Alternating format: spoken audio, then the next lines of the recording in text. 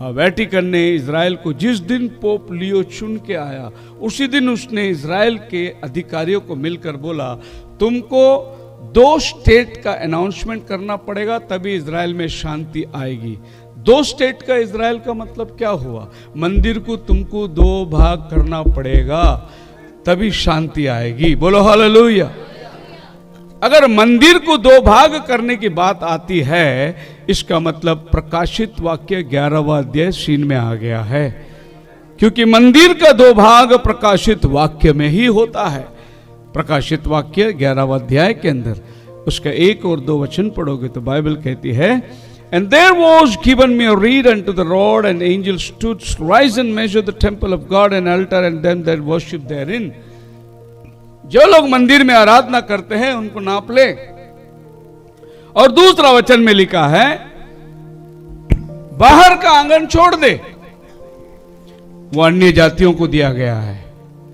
इसको बोलते हैं 2 स्टेट डॉक्ट्रिन, यानी कि पैलेस्टीन आधा मंदिर लेगा, इन्हें इस्लाम, और यहूदियों को आधा मिलेगा। 2 स्टेट, 2 राज्य एक जगह पे रहेगा। ये एक ही सॉल्यूशन है, और ये बंदा जो बात कर रहा है एक ही सॉल्यूशन है, वो बाइबल से बात कर रहा है, क्योंकि बाइबल में यही सॉल्यूशन दिया गया है, बाहर का आंगन छोड़ दे। बोलो हालेलुया। हमारे मैसेज बिलीवर्स लोग को सबको मालूम है कि हम लोग प्रकाशित वाक्य 10 अध्याय 7 वचन के अंदर नबी का संदेश को पाते हैं, और 7वें दूत ने तुरी फूंकी, सब गुप्त मनोरथ बात प्रकट हो गई। ये नबी का संदेश है।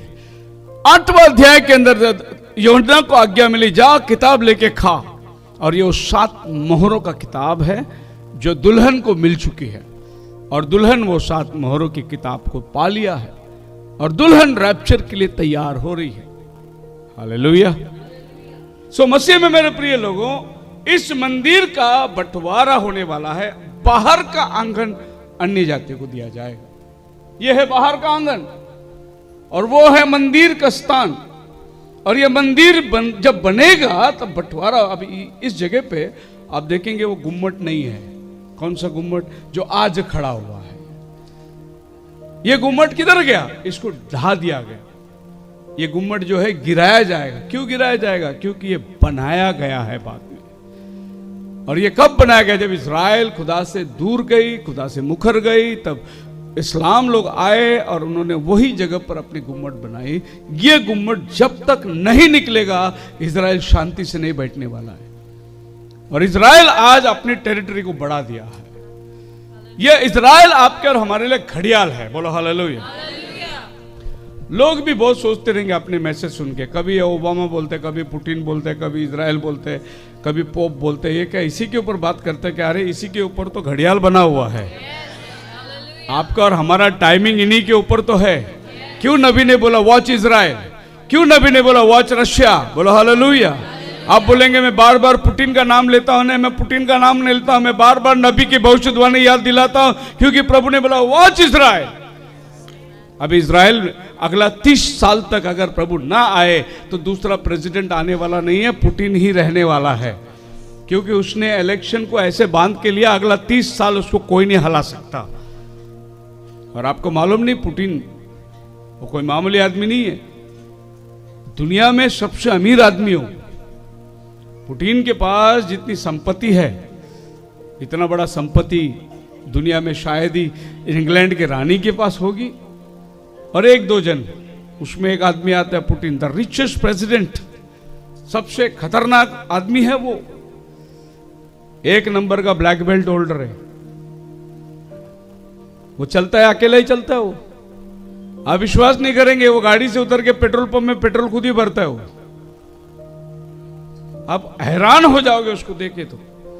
लेकिन वो आदमी जो है ना, अभी अपने पूरी देश को उसने ऐसी बांध दिया, और उस बंधन के अंदर उसने क्या कर दिया, बोला अगले 30 साल मेरे को कोई नहीं बदल सकता। और यही फॉर्मूला इंडिया में लाने की कोशिश कर रहा है कि अगला 30 साल या 50 साल, इसके लिए बार बार बोल रहे लोग 50 साल हमारे पीएम को कोई हिला नहीं सकता। जो कानून ला रहे हैं ना, वो इसीलिए ला रहे हैं कि अगले 30 साल या 50 साल इसको कोई नहीं हिला सकता। ये ऑलरेडी रशिया के अंदर हो चुका है। और प्रॉफिट हमेशा बोलता है वॉच रशिया, वॉच रशिया। 3 बार उसने ऐलान किया, वॉच रशिया, रशिया की तरफ नजर करके देखो कि रशिया का जिस दिन एंट्री होगा, और रशिया को नबी ने बोला 3 कर्टन, और 3 कर्टन में से एक कर्टन रशिया, अमेरिका, चीन, ये लोग अलग अलग कर्टन को दर्शाता है। और नबी ने बोला कि जब ये पर्दा गिरेगा तो ये होगा, ये पर्दा गिरेगा तो ये होगा, ये पर्दा गिरे। ब्रदर, हमारे पास एक ऐसा नबी है जिसने सारी बातें रैप्चर तक की बात बता दिया है। ब्राइड को कोई कंफ्यूजन है ही नहीं। कंफ्यूजन दुनिया के लिए है, दुल्हन के लिए कंफ्यूजन नहीं। क्यों दुल्हन के लिए? क्योंकि दुल्हन के लिए प्रभु ने नबी को भेजा। इसीलिए बाइबल में आज हमारे लिए कोई कंफ्यूजन है ही नहीं। ना वन गॉड के ऊपर कंफ्यूजन है, ना बैप्टिज्म के ऊपर कंफ्यूजन है, ना कोई डॉक्ट्रिनल पॉइंट पे हमें कंफ्यूजन है। हमारा रास्ता साफ है, क्योंकि हमारे लिए प्रभु ने एक नबी को भेज दिया, उसने सब कुछ बता दिया खुल के। हालेलुया। इसलिए दाऊद की तरह कहते हैं, यदि पहाड़ समुद्र में जाकर गिरे मैं न डरूंगा, यहोवा मेरे साथ है। ये जो भी हो रहा है, ये आपका मंजिल नजदीक आ रहा है। जितना जल्दी हो सके इजराइल फैसला कर दे, उतना जल्दी अपना रैप्चर होगा। ये जो हो रहा है, ये आपके और हमारी भला है। बोले हमें दावत मिल रहा है। बोलो हालेलुया। आप मेरे साथ है। सो ये बंटवारा जो होगा, ये इस विभवशाली मंदिर के साथ साथ ये बंटवारा होगा, और इसके लिए सारी योजना इजराइल ने तैयार कर लिया है। इजराइल के पास प्लान रेडी है। इनफैक्ट इजराइल ये भी कहता है, जो दुनिया में कोई देश नहीं कह सकता, इजराइल कहता है इस्लामियों को, अगर ये आपका इतना ही इंपॉर्टेंट जगह है तो आप हमें बताएं, हम इस मस्जिद को ऐसे उठाकर आप जहां बोले वहां पहुंचा देंगे, एक पत्थर भी नहीं गिरेगा। इतना उन लोग का टेक्नोलॉजी मजबूत है। लेकिन इस्लाम इस बात को अच्छे से जानता है। इस्लाम ने क्या किया, वहां का कुछ मिट्टी लेकर जाके लेबोरेटरी में टेस्ट करा, तो क्या पाया, इजराइल अपने जगह से इंजेक्शन जमीन में देके पूरी जमीन को कमजोर करके रखा। क्या दिया? खोखला बना के रख दिया। इजराइल उधर से पूरा सब जगह इंजेक्शन देके खोखला बना के रखा। एक हल्का सा धक्का उसको गिरा देगी, और इजराइल अपने हाथ से नहीं गिराएगी, वो बोलेगी तुम्हारा बम से गिराओ। इसीलिए वो बोलते मारो। एक आधा जिस दिन रात, मान लो आज रात अगर बम गिर गई और वो मस्जिद पर गिरी, आपका और हमारा टाइम खत्म। जो भी प्लान था ये साल का, सब प्लान आज ही रात को खत्म हो जाएगा। घर लेना, बंगला लेना, फ्लैट लेना, गाड़ी लेना, शादी करना, सारा प्लान आज ही रात को खत्म हो जाएगा अगर एक बम वहां गिरे तो। अब क्या कह रहे हैं, समय इतना निकट आ चुका है। और मैं आपको बताने जा रहा हूं कि ये बातें जो आप देख रहे हैं, ये बात 1954 में भाई ब्रनम ने कहा था। क्या बोला था? And when this united confederation of the church goes together and the new pope is brought out of United States. 1954, वो 50 साल और ये 25 साल, 75 साल पहले एक नबी ने इस बात को बोला कि ये कन्फेडरेशन आकर, कौन सा कन्फेडरेशन? गए हफ्ते मैंने बताया था, वो खूंखार प्राणी जो आने वाला है, दानियल का चौथा प्राणी, और वो लोग शीन में आके खड़े हो गए। ये लोग आकर एक नया पोप को चुनेंगे, और वो पोप होगा अमेरिका से, और वो पोप सब चर्च को लेकर, and the image like unto the beast, and I tell you the true church God will be draw together. और जब ये घटना होगी, प्रभु अपने कलीसिया को एकत्रित करने वाला है, ड्रॉ टुगेदर। हालेलुया। ना बाइबल कहती है, पढ़िए थिस्सलुनीकियों की किताब 2 Thessalonians chapter 2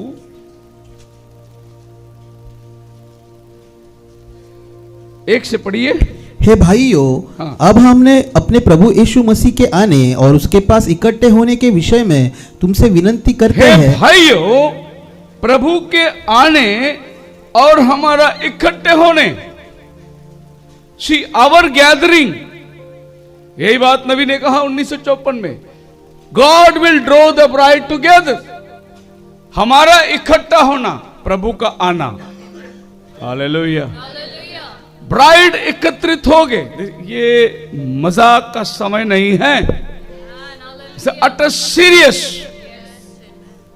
ये हमारा सवाल है, हमारा पूरा लाइफ, हमारा जिंदगी जो भी हमने दुनिया में बिताए, हमने जो कुछ इकट्ठे करे या करने वाले हैं, या जो कुछ हमारा सोच विचार है, ये सब का एक बहुत मंजिल जो बोलते हैं। और बाइबल कहता है कि हम सबका इकट्ठा हो जाना। What is that? क्या चीज? अब पढ़िए, इसी में हाथ रखिए और पहला थिस्सलुनीकियों 4 अध्याय और 16 वचन देखे। पहला थिस्सलुनीकियों 4 अध्याय 16 वचन। क्योंकि प्रभु आप ही स्वर्ग से उतरेगा, उस समय ललकार और प्रधान दूत का शब्द सुनाई देगा और परमेश्वर की तुरही फूकी जाएगी और जो मसीह में मरे हैं वे पहले जी उठेंगे। अभी यहाँ पर पौल रैप्चर की बात कर रहा है। देखो, पहला थिस्सलुनीकियों, दूसरा थिस्सलुनीकियों, दोनों का लिखने वाला पौलुस है। वो पहला खत है, दूसरा खत है। पहला खत में क्या लिखता है? रैप्चर होने वाला है, हम सब लोग उठा लिए जाने वाले हैं, हम सब लोग एकत्रित आने वाले हैं। ये पहला खत में लिखता है। दूसरा खत में क्या लिखता हूँ? पढ़िए, दूसरा थिस्सलुनीकियों, दूसरा अध्याय, उसका 3 वचन। किसी रीति से किसी के धोखे में न आना, क्योंकि वह दिन न आएगा जब तक धर्म का त्याग न हो ले। किसी रीति से किसी के धोखे में मत आना, वो दिन तब तक नहीं आएगा जब तक वो पुरुष ना प्रकट हो। जिस दिन के बारे में वो पहला पत्री में लिखा, वो बोलता है कि वो दिन तब तक नहीं आएगा जब तक वो पुरुष प्रकट ना हो। वो पुरुष कौन है जो प्रकट होगा? वहां पर लिखा हुआ है, कोई तुमको घबरा ना दे, तुम्हारा मन को बदल ना दे। पढ़िए दूसरा वचन। जो विरोध करता है और हर एक को परमेश्वर या पूज्य कहलाता है, अपने आप को बड़ा ठहराता है, हाँ, यहाँ तक कि वो परमेश्वर के मंदिर में बैठकर नहीं, दो कि किसी आत्मा या वचन या पत्री के द्वारा, हाँ, जो कि मानो हमारी ओर से हो, यह समझकर कि प्रभु का दिन आ पहुंचा है, तुम्हारा मन अचानक अस्थिर न हो जाए। कोई तुम्हें खत लिखकर इस बात को ना डराए कि प्रभु का दिन आने वाला है, निकट है, कोई ना डराए। अब बहुत सोचने वाली बात है। एक खत में वो लिखता है कि क्षण भर में पिछली बुए मारते ही हम सब बदल जाएंगे। दूसरा खत में लिखता है तुम्हें कोई डराया नहीं प्रभु के आने के बारे में। क्या मीनिंग क्या है उसका? अब ये वचन को पढ़ के अगर स्कॉलर लोगों से आप बात करोगे तो क्या कहते हैं मालूम है? इसमें से एक लेटर डुप्लीकेट है। एक लेटर पौल ने लिखा है और दूसरा लेटर पौल ने नहीं लिखा है, पौलुस के नाम पे किसी और ने लिखा है। अच्छा, ये बात मुझे भी नहीं मालूम था। जिस दिन मेरी डिबेट मुसलमान के साथ हो रही थी, उसने मेरे को बोला तुम्हारा पौलुस झूठा है। मैं बोला कैसे? बोले देखो, यहां पौल बोलते प्रभु जल्दी आने वाला, यहां बोलते कोई तुम्हें धोखा ना दे, प्रभु आने वाला है, तो तुम्हारा पौलुस झूठा है। मैं बोला पौलुस झूठा नहीं है। यहां पर पौलुस, एक तो उसने प्रभु का आगमन के बारे में वर्णन कर दिया, और दूसरा उस आगमन में आप तैयार कैसा होना है वो बताया उसने। वो पाप का पुरुष आएगा तब, मैंने पहली पत्री में जो लिखा रैप्चर, वो तब होगा। इसीलिए वो बोलता है हमारा एकत्रित होना, पहला वचन में लिखा है हमारा रैप्चर होना। फिर दूसरा वचन में लिखा है कोई तुम्हें डरा ना दे खत लिखकर कि प्रभु आने वाला है जल्दी। ऐसे लोग बहुत बोल रहे प्रभु आने वाला है, आने वाला है, लेकिन हम ये जरूर बोलते प्रभु आने वाला है, क्योंकि उसका समय जो है वो दिखाई दे रहा है। हालेलुया। जो इस्लामी देश है वो इजराइल को क्यों मारना चाहते हैं? क्यों इजराइल को वॉर करना चाहते हैं? इसमें ईरान जो है ये सबसे ज्यादा, मतलब नंबर 1 दुश्मन अगर इजराइल का कोई है तो ईरान है, जिसने इजराइल को कहा कि हम तेरा अस्तित्व को मिटा देंगे। और कभी इतिहास में यह कहा नहीं जाएगा कि यहां पर इजराइल नाम का देश था। अब ये वचन को देखने जाएंगे तो आप भजन संहिता 83 में चले जाइए। वहां पर दाऊद कहता है कि अरे कुछ लोग तंबू में बैठकर बात कर रहे हैं एदोम के तंबू में कि इजराइल राष्ट्र को उद्ध्वस्त करने वाले हैं, इजराइल राष्ट्र का नामो निशान मिटाने वाले हैं। पढ़िए भजन संहिता 83। हे परमेश्वर मौन न रहे, हे परमेश्वर चुप न रहे और न शांत रहे, क्योंकि तेरे शत्रु हंगामा मचा रहे हैं और तेरे बेरियों ने सिर उठाया है। वे चतुराई से तेरी प्रजा की हानि की सम्मति करते और तेरे रक्षित लोगों के विरुद्ध युक्तियां निकालते हैं। उन्होंने कहा, आओ हम उनका ऐसा नाश करें कि देखो, राज्य आओ हम उनका ऐसा नाश करेंगे कि राज्य भी मिट जाए और इज़राइल का नाम आगे को स्मरण न रहे। इज़राइल का नाम ही आगे नहीं रहे, ऐसा वो लोग चर्चा कर रहे हैं।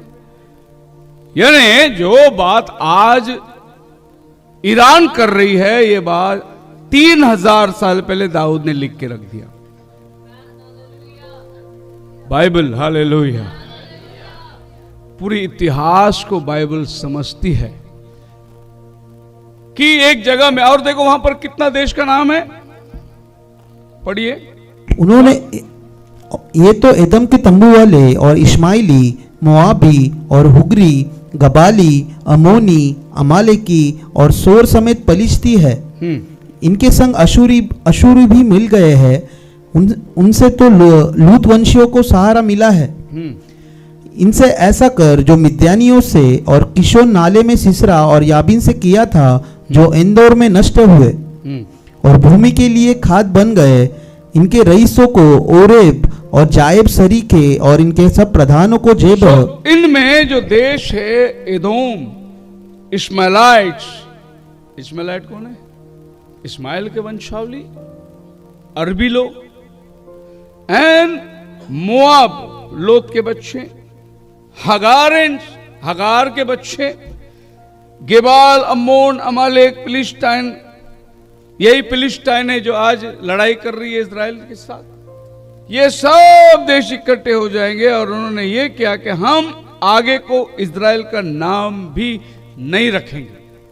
अगर ये चर्चा हो रही है, इसको दाऊद राजा ने देख लिया, क्योंकि दाऊद खुद एक भविष्यवक्ता था और उसने आत्मा में उन बातों को समझ लिया कि इजराइल का अस्तित्व मिटाने के लिए, और याद रखिए इजराइल का अस्तित्व को कोई मिटा नहीं सकता, क्योंकि उसको बसाने वाला खुदावन है। ये मेरी निज प्रजा है, हालेलुया, मेरा नाम मैं यहां रखूंगा करके प्रभु ने वायदा किया। उसको कोई नहीं मिटा सकता।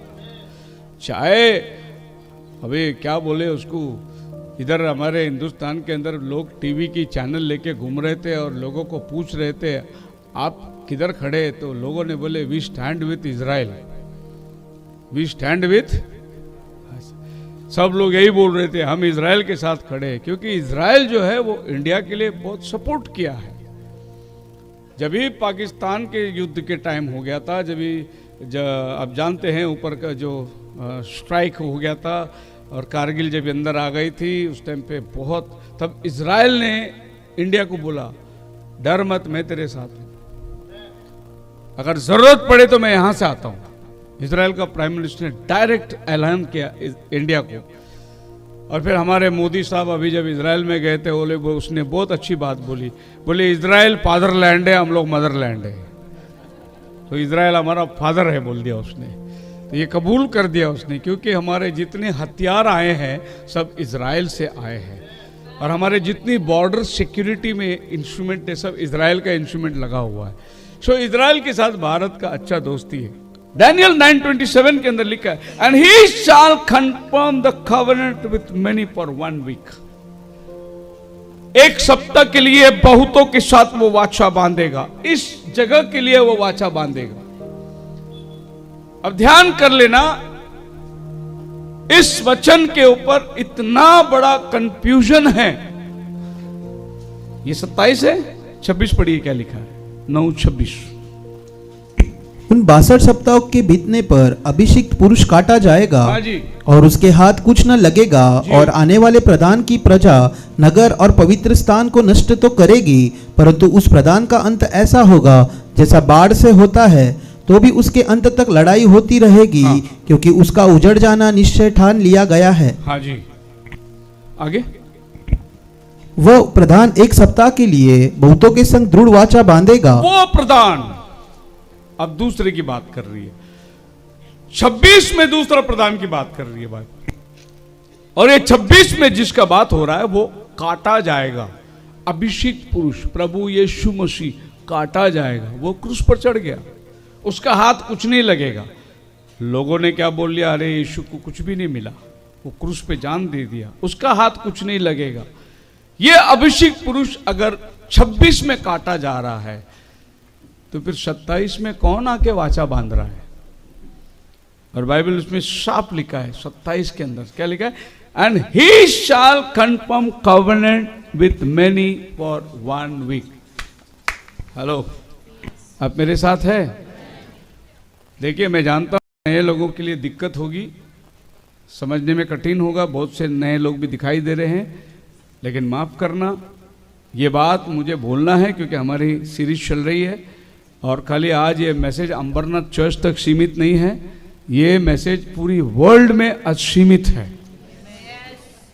बहुत से लोग इस मैसेज को देख रहे हैं और प्रशंसा कर रहे हैं कि यहां से बहुत सारी बातें हमें सीखने मिल रही है।